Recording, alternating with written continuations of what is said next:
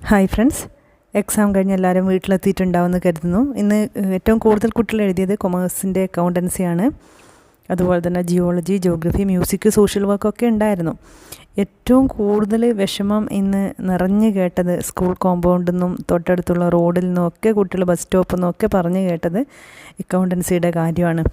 അവർ പറയുന്നത് എടുത്ത് സമാധാനിക്കാനുള്ള ഒരു പേപ്പർ എന്ന് പറഞ്ഞാൽ ആകെ എക്കണോമിക്സ് മാത്രമാണോ, ബിസിനസ് സ്റ്റഡീസ് ബുദ്ധിമുട്ടായിരുന്നു, അതുപോലെ തന്നെ കമ്പ്യൂട്ടർ ആപ്ലിക്കേഷൻ ബുദ്ധിമുട്ടായിരുന്നു. അതായത് കൊമേഴ്സ് കോമ്പിനേഷനിൽ കമ്പ്യൂട്ടർ ആപ്ലിക്കേഷൻ എടുത്ത കുട്ടികൾക്ക്. അതേപോലെ തന്നെ ഇപ്പോൾ അക്കൗണ്ടൻസിയുടെയും അവസ്ഥ 4 ഓപ്ഷണൽ പേപ്പേഴ്സിൽ നിന്ന് ഒന്ന് മാത്രമാണ് ഇത്തിരി സമാധാനം ഉണ്ടായിരുന്നത്. ബാക്കിയെല്ലാം ബുദ്ധിമുട്ടാണ്. എന്താവും, +1 A+ വാങ്ങിയവരുണ്ട്, ഫുൾ സ്കോർ നേടിയവരുണ്ട്. ആ ഫുൾ സ്കോർ നിലനിർത്താൻ പറ്റൂല എന്നുള്ള വിഷമത്തിലാണ് അത്തരത്തിലുള്ള കുട്ടികൾ.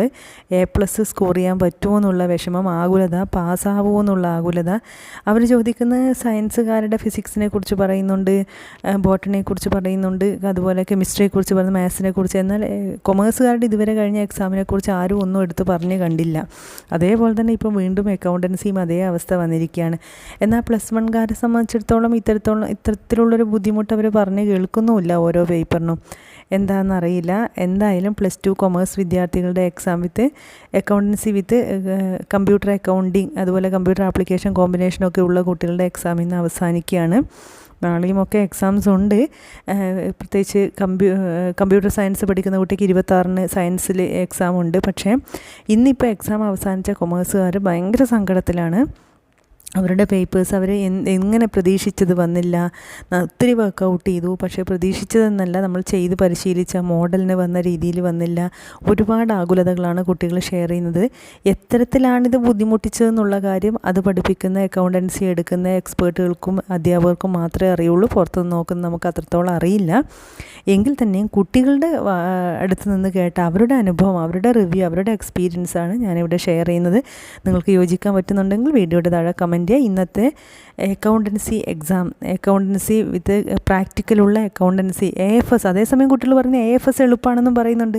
അതായത് അക്കൗണ്ടൻസി വിത്ത് AFS, അതായത് ഓപ്പൺ സ്കൂളിലെ കുട്ടികളൊക്കെ, പ്രൈവറ്റിലെ കുട്ടികൾ എഴുതുന്ന ക്വസ്റ്റ്യൻ പേപ്പർ സിമ്പിളാണെന്ന് ഇവർ പറയുന്നു. എന്നിട്ടും ആ കുട്ടിക്ക് എഴുതാൻ പറ്റുന്നില്ല. അത് വേറൊരു കാര്യം.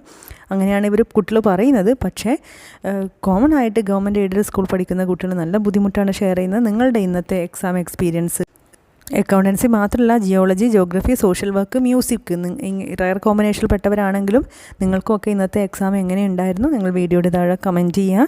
അതോടൊപ്പം കൊമേഴ്സുകാരുടെ അഭിപ്രായവും ജനറലായിട്ട് എങ്ങനെയാണെന്ന് അറിയണമെന്നല്ലോ. സാധാരണ ലാസ്റ്റ് എക്സാം ടഫായി കഴിഞ്ഞാൽ പിന്നെ വരെയും ടെൻഷനായിരിക്കും.